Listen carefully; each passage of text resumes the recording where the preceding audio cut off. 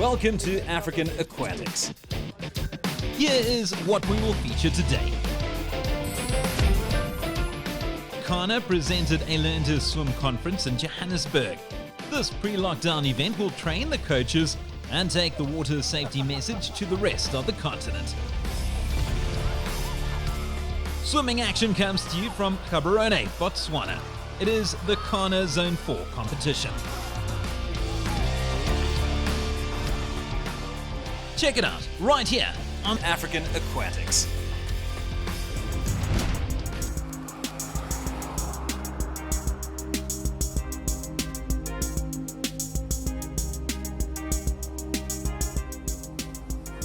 Today we have seen the launch of Ghana's Learn to Swim for All program, which is funded by FINA through our president of Ghana, who's a very big advocate for the Learn to Swim environment. He also heads up FINA's Learn to Swim program throughout the world. And we have got 19 countries throughout the continent participating in this event. The first few days is going to be a theoretical exercise teaching practical skills, and then followed up by practical within the swimming pool itself. We're very excited that Ghana has decided to have this event in Zone 4, and all our Zone 4 countries are at this program for the next few days. So we're very excited by that. But I think it's very encouraging for two reasons. One, we have a big rate of drowning in our countries. We have a big coastline around the continent, but in most of our countries we have dams and rivers where children are drowning. So I think stopping that is the first priority for us as a zone. But also I think as we get more children to swim and give them an opportunity to swim, we hope we'll attract them into swimming and the other disciplines of aquatics under Ghana, and that we'll be able to grow the sport and children can enjoy the water safely. The international organization called World Health Organization has identified that over 360,000 people drown each year, and they don't take into consideration in these statistics for people who drown as a result of ferry capsizing, floods and other issues. So it's quite high, and the majority of them from Africa are kids who are between say 2-3 years old until 15. And this is why swimming is so important, because it's important everybody learns how to swim. And not only by learning how to swim they save themselves, but they can also help others who don't know how to swim to come out of difficulties. And for that reason we are urging all schools, all ministers of sport to come and help us in making sure that children learn how to swim. Our aim is to ensure that we contribute to the reduction of drownings within particularly South Africa, but the rest of the continent as well. I think it's important. I think in a lot of communities they have these tales about snakes in the rivers and things like that.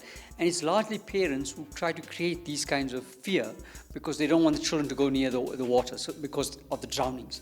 And we've seen that even in South Africa over the last few months, that children are going to collect water at a river and they fall into the water and drown. Children getting swept away at the beach. And I think we have to do a number of things. One is just general awareness. So we're very pleased that in South Africa the Education Department's got a water safety program in their life skills curriculum. So this just encourages children to look at water in a more friendly way and that they can enjoy it by being safe at the same time. And here we got the instructors who are going to be taught how to teach swimming. And at the end we are going to get them to go to the various countries, and then they themselves will teach other instructors how to learn how to swim and how to teach how to swim. This program is started with what we call Anglophone countries, all the English-speaking countries on the continent. The next program is planned to take place in Dakar, on the West African coast, in Senegal, which will be taking place for the Francophone, French-speaking countries of our continent. The program of the next few days is going to be a fairly intense program. It's about 3.5 days of training and a fair amount of theory. So understanding the theory of teaching children to swim, what's required, moving into some of the strokes and techniques of basic swimming skills, so that children can start to get involved in competitive swimming. But the most important thing is so that they understand the skills of how to teach children to swim. Right? And then we're linking that to practical training, because it's important. We don't want people to just go back and run a program and then children are put in danger. So even coming year, we've required them to make sure that they've got life-saving certificates, CPR, first aid certificates, that they can swim themselves, because if a child gets into difficulty, they must be able to assist that child. So part of the program, in addition to the theory, they'll do some pool work, get into the water physically, so that we can see what they can do. They will also go into a dam, so around rural areas where most of the drowning happen, that these instructors will be able to understand the conditions in that environment. So we'll teach them what to do, how to make sure that they can rescue children or adults that get into difficulties around dams and rivers. And most importantly, they'll do an exam at the end of the session. So they will have to go through a rigorous process to make sure that when they go back to their own countries, we are satisfied that they're able to impart the knowledge. So that's critical for us.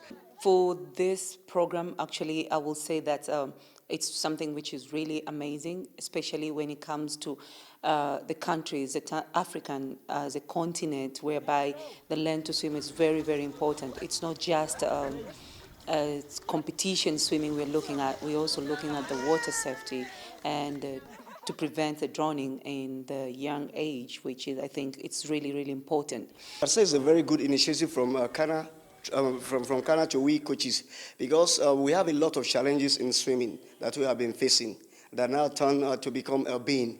And because of this, a lot of people have been withdrawing from the sport, majorly because of drowning issues. We are hoping that by the end of this course, we would have been able to equip ourselves with what we call the toolbox in swim coaching. And by so doing, when we go back home, we'll be able to teach the young ones coming up how to learn swimming and how to prevent drowning in most parts of the country. Then the other aspect, of course, this workshop will kind of try to improve the development of swimming, so to say. Because, you know, in this kind of gathering, where we have the technocrats, the people that have the wherewithal, you know, they are coming to impact the necessary techniques into our coaches, so that we can all go back there to our different countries and start teaching them what entails in swimming. And, you know, the partnership between ISTA and FINA and Kana is critical to make sure that this goes forward. But we're hoping as the program evolves, we'll be able to attract other partners to come in and see the importance of this in terms of the continent and the children and the future of Africa. Come on, get you here, right? Come on, yeah, come on. It's like that. It's like that. Swimmers from sub-Saharan Africa, or as it's known, Zone 4, are in the city to take part in the Intercontinental Swimming Championships. 4 days of competition will determine a winning team and a winning country. Check out some of the highlights. Moving on to women's 15 and 16, 50 fly. 2 finals here.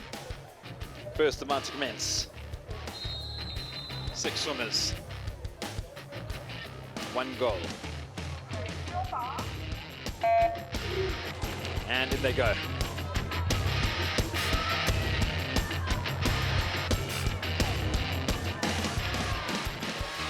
Chart in lane 4, looking very good. Here's Rihanna Rolo. We've seen plenty of her today from Zimbabwe. But over in lane 3, Mutumbalula looking very good. Exceptional, in fact. Mutumbalula will take the win, comfortably so. Wow. That was very good, 30.76. And Pite in second. And in third spot, Rihanna Rolo. 2, lane 1, Alicia Mateo. Well done once again to a Namibian victor, Trisha Mutumbalua, doing the job and then some.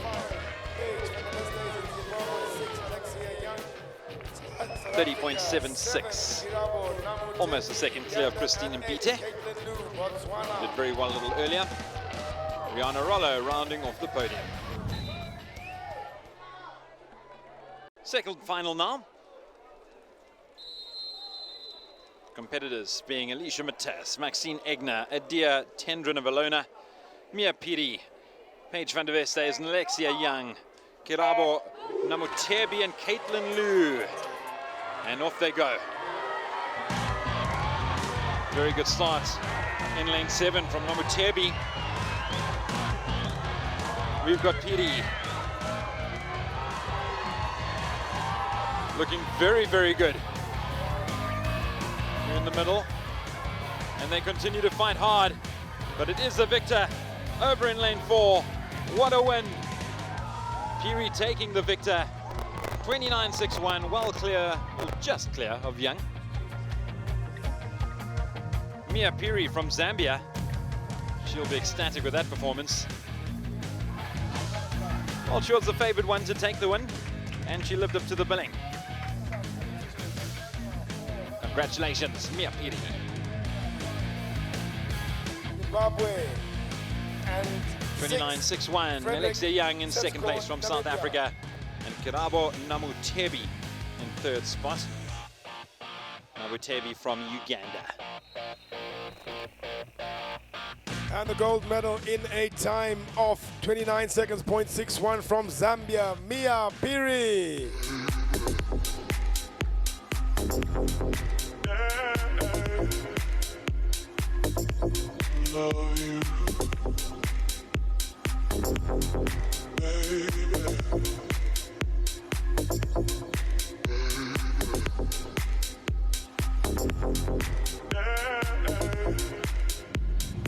Moving now to the men's 15 to 16, 50-meter butterfly. And off they go, 4 competitors taking part here. Watch out for the Zimbabwean cap of Jake Oostendien, looking very good. Jake powering out in front. He's got competitors on his outside, but it doesn't look like there's any stopping him for now. Exceptional performance from the Zimbabwean. There he powers through. He's got some competition in lane 3 from Zepetu, but there will be no stopping the Zimbabwean. Jake Oostendien captures the win, 28.48, 0.66 clear of set score, and Zepetu grabbing third spot. Zimbabwe 1, Namibia 2, and Tanzania 3.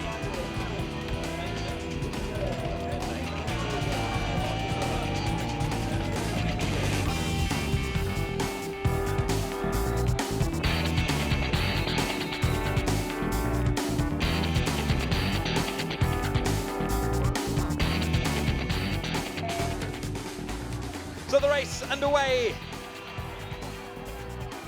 It is heat 2 of the men's 15 to 16. Watch out there for the middle. There's nothing to choose between these two.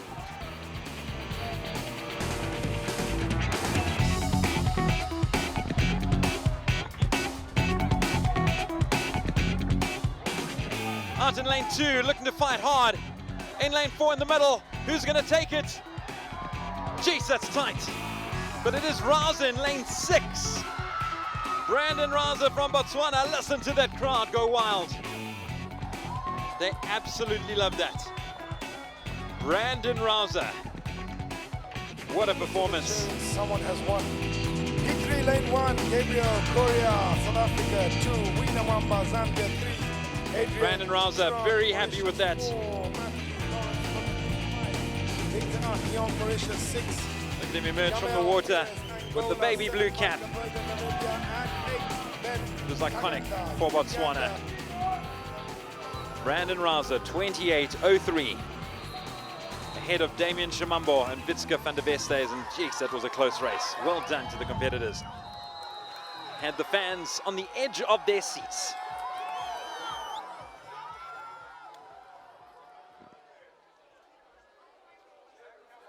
Moving now to final 3 in the men's 15 to 16 butterfly. Matthew Lawrence in lane 4, Victor Ayong in lane 5. Both men who have tasted victory so far. Okay. Lawrence looking good, very good. Ayong on his outside. It's going to be a straight out battle between these two. Lawrence out in front. He stays in front. Ayong looking to challenge. He won't do enough though, as Matthews grabs the win. What a performance there from Lawrence. Matthew Lawrence from Mozambique. 26:07 what his seeding time, but well in the 25s for that. If I'm not mistaken, that could be a record for the meet. That was a terrific time from Matthew Lawrence.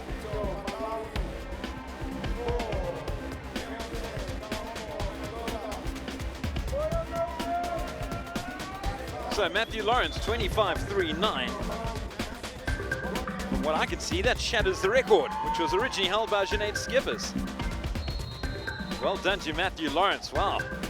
A new championship record from Mozambique, Matthew Lawrence.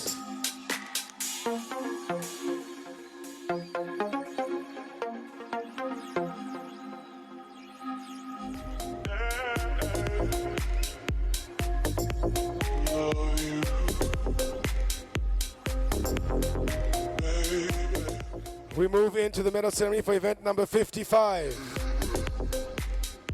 Medals will be presented by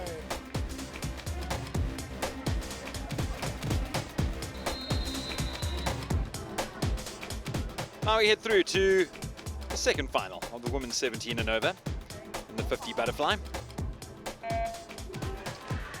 Off they go. Lane 4 being led by Holly Rabayona. And Jimbo on her outside, Mayo on her inside.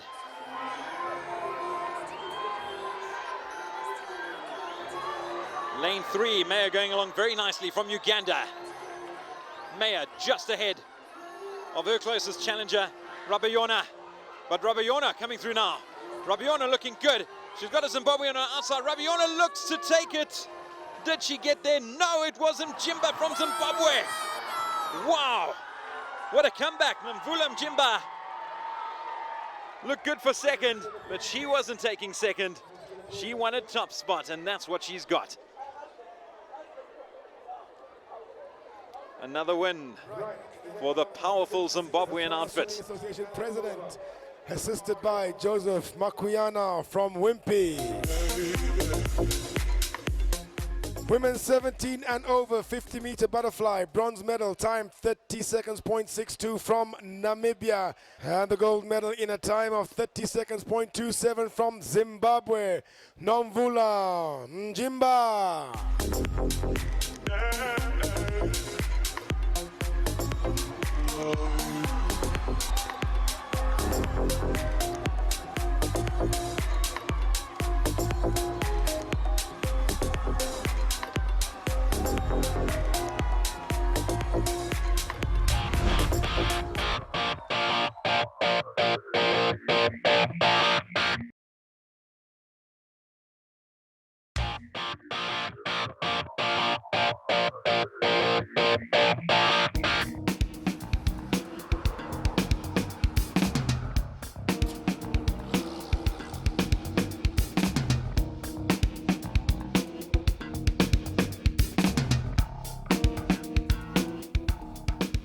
Today's activity was safety around rivers, dams and lakes.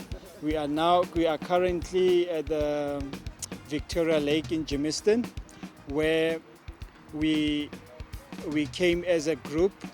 It's part of the course that we do the practical on creating safety environment, swimming in an open water environment. The reason why is swimming in an open water environment, it's totally different from swimming in the swimming pool.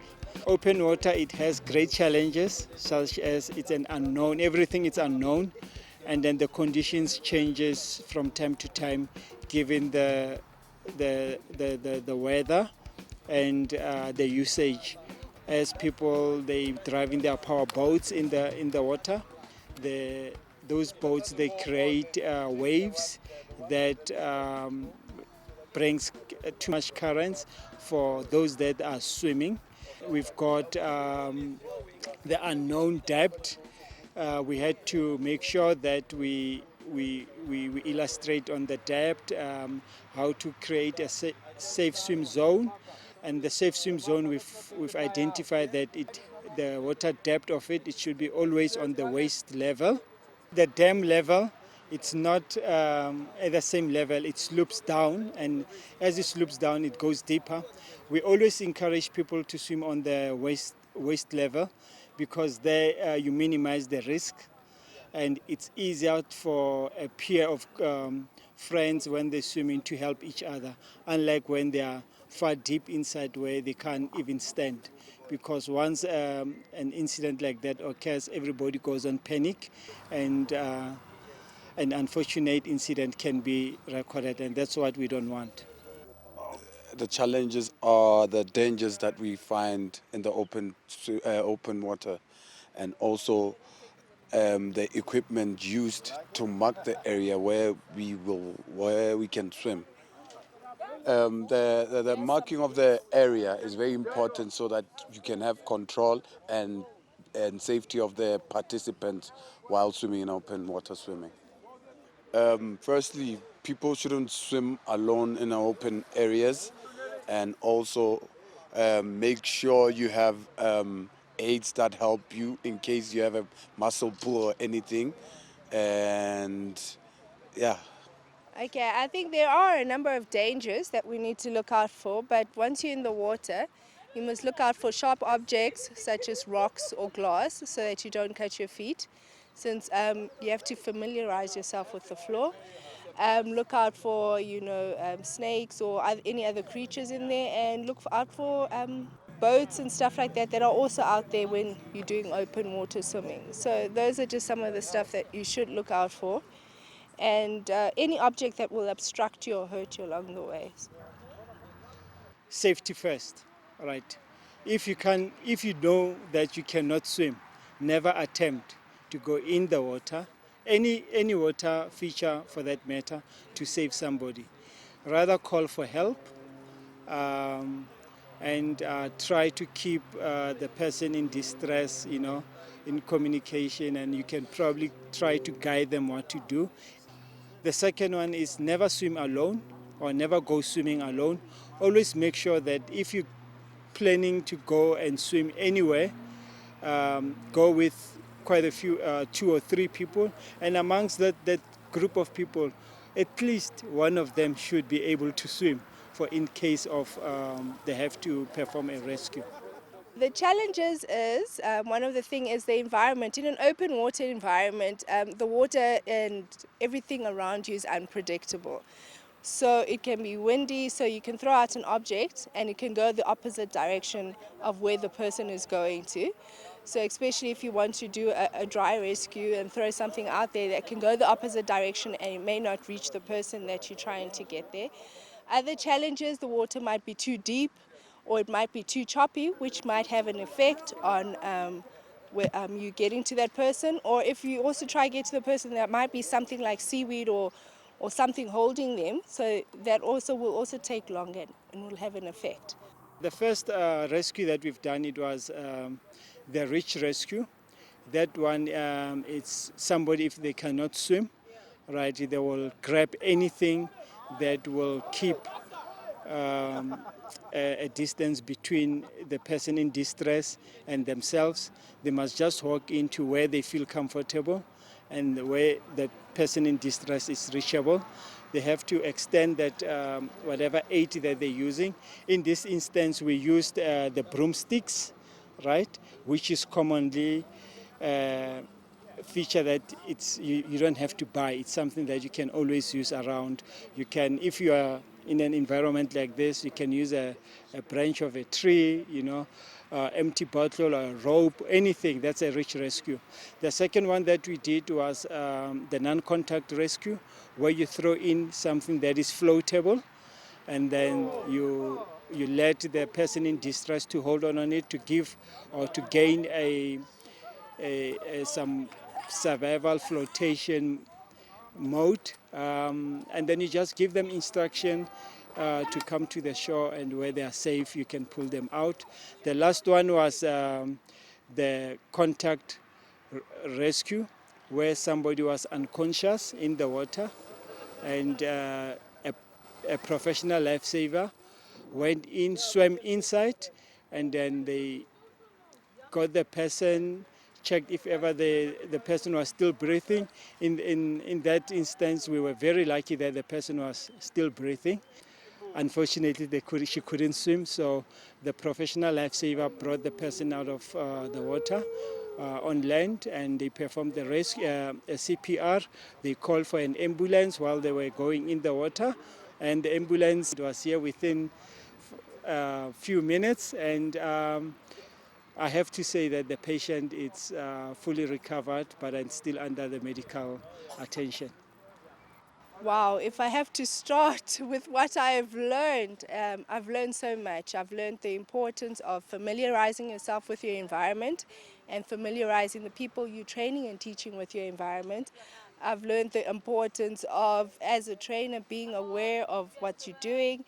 There's just so much rescuing, dry rescuing, and rescuing a person who's unconscious, and you pick up so many things. And how to mark your boundaries.